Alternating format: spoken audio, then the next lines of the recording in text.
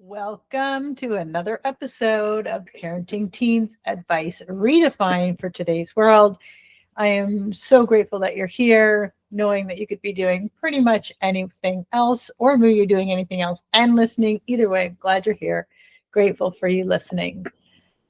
So, what were we thinking when we gave them phones? Why we handed them smartphones like they'd magically become a digital boundary setting rock star overnight. I want to talk about one of the biggest parenting moments of our generation, giving our kid their first phone. We probably thought, this will be good.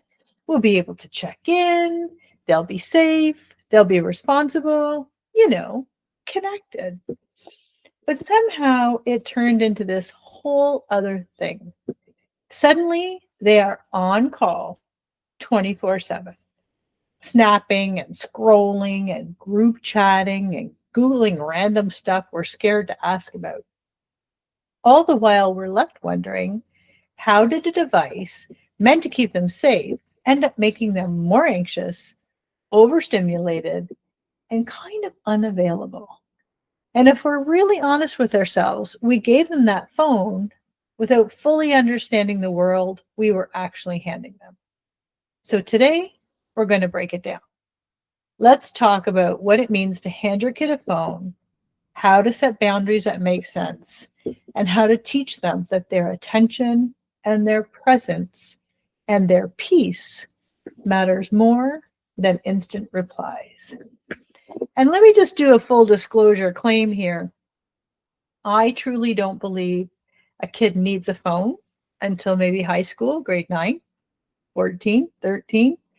And in that case, texting and calling capability, and that's it. I don't think any kid is ready for internet, social media, TikTok, all of those handles and platforms. I don't think our kids are ready for that until at least 16, until we've had 16 years to instill our values, their self-worth. And even then, you will know by decisions they're making with their friends if they're actually ready to manage the social media, the filters, the comparison, all of the things that come with it. So that's what I'm saying about my full disclosure, my opinion about phones for kids. So here is what I've seen over and over, both in my work with parents and in real life.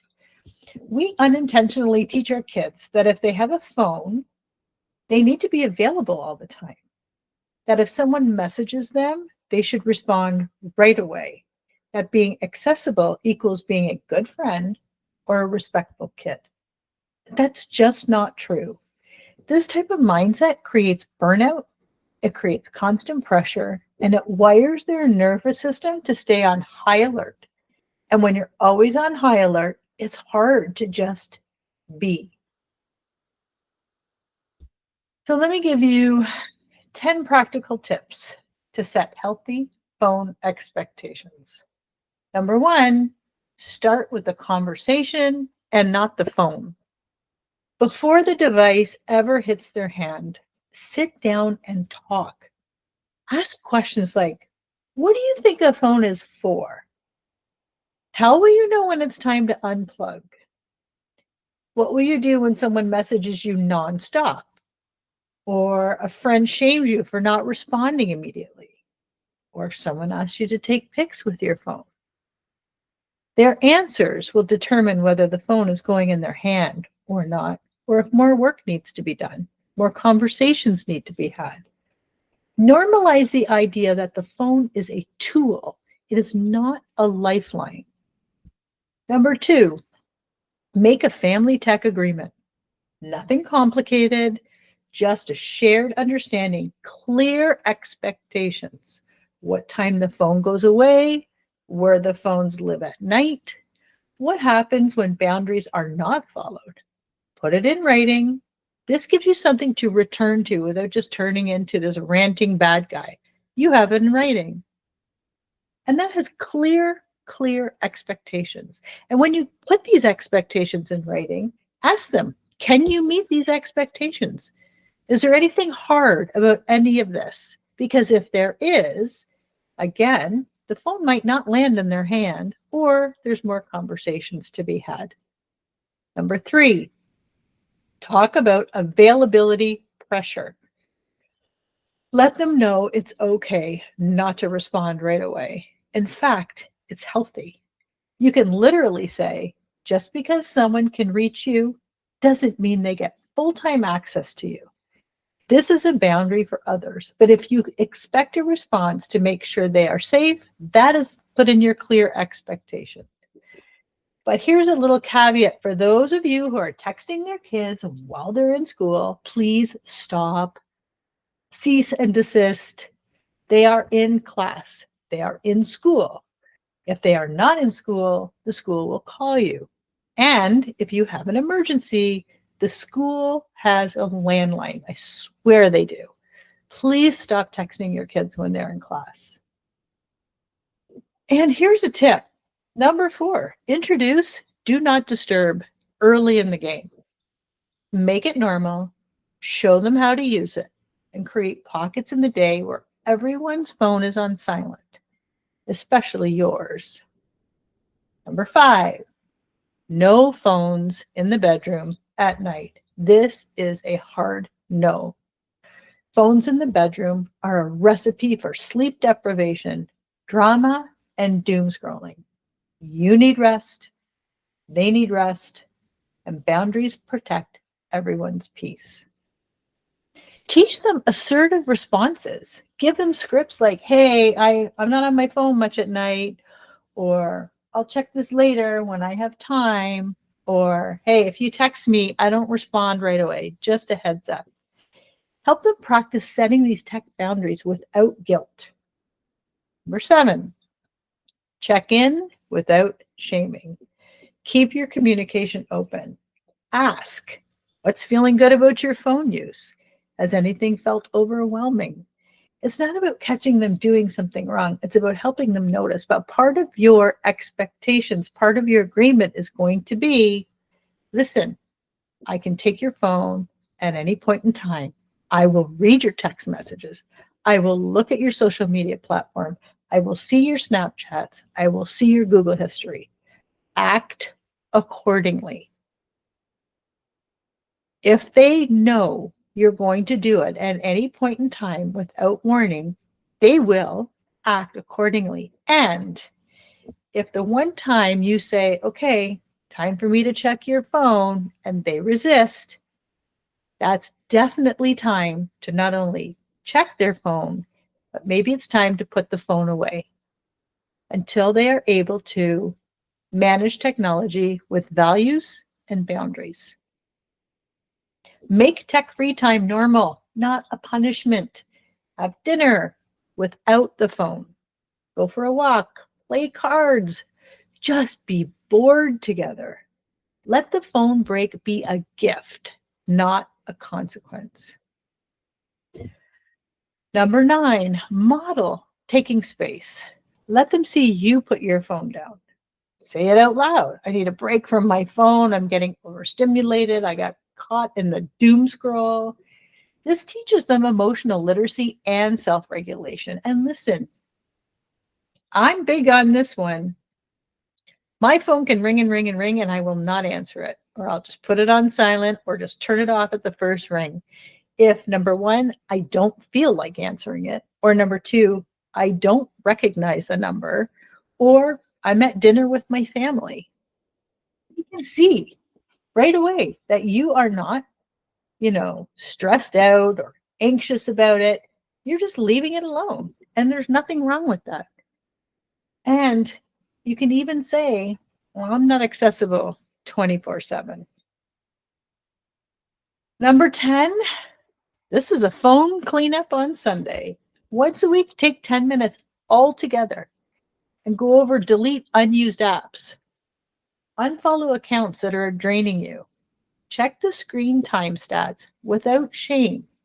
It's a self-care practice. It's like tidying your digital house.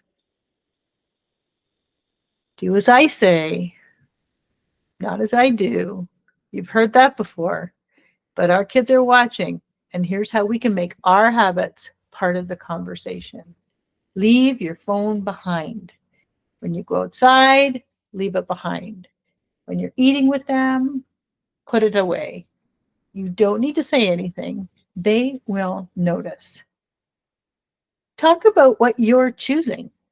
Yeah, I'm taking a break from group texts. I need space. My phone's blowing up. It's just overwhelming me right now. Or I turned off my notifications. I'll check when I'm ready. Show them it's normal to protect your own peace and own it when you slip up. Oh, I got sucked into scrolling. I am putting it away now. No shame, just honesty. That's what teaches resilience. You can ask for connection without the screen.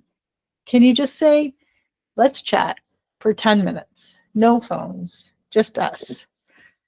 Not every time, but often enough that they start to crave it too. And let silence be a safe space. Don't reach for your phone every time it's quiet. Let it breathe. Let them see that quiet isn't awkward. It's sacred. And caution, I do this all the time. As soon as I'm in line at the grocery store, my phone comes out. I'm waiting in a doctor's office for an appointment, my phone comes out. I walk into an elevator, and instead of making eye contact with the human beings who are 6 inches away from me, my phone comes out. Can we normalize keeping our phone away and not needing it to fill every single moment? Maybe if we look up, we make eye contact with someone who needs a smile, or we see somebody who needs a little help carrying their bags, or we're able to grab a kid off the street before a car comes. Who knows what you can do when you're not staring down at your phone? I want to say this clearly. If you're now in the throes of a shitstorm with the phone at home, you didn't mess up by giving your kid a phone. You weren't naive. You just didn't know how much came with the phone. And neither did they. But it's not too late to reset. Phones are tools, and we can teach our kids how to use them with intention. We can remind them that their worth isn't measured by how fast they reply, that being present in real life is more powerful than always being plugged in, that peace matters more than popularity, and that boundaries are not rude. They're a form of self-respect. So the next time you feel guilty about screen time, or you see your kid unravel after a group chat blow up, or you find yourself checking your phone for no reason, pause, take a breath, come back. Remember, we are raising humans in a digital world that never sleeps, but we get to choose rest. We get to choose boundaries. We get to choose connection. And we get to choose to parent with our values.